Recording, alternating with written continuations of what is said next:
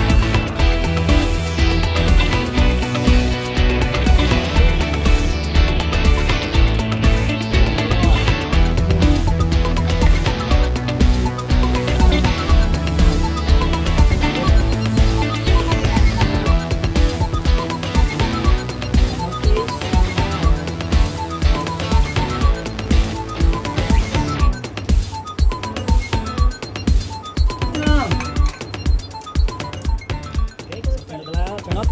Tingnan natin siya. So, ayan na guys. Chicken gizzard and atay adobo.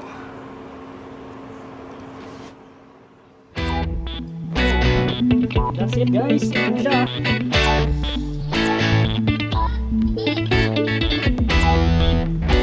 Our chicken gizzard atay adobo.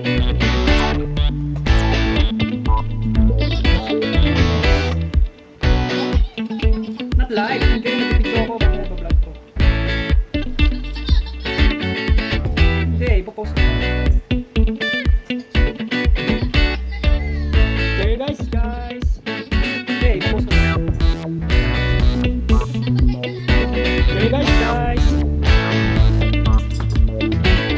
So this is my chicken atay balon-balunan adobo version. The secret of Kapampangan recipe. So yeah guys. There you have it. Sarap ng adobong manok, matay, and balon-balunan. So that's my recipe and stem cooking recipe. My first cooking. My first cooking vlog. So guys, I hope you enjoy watching. Thank you. Bye. Eating.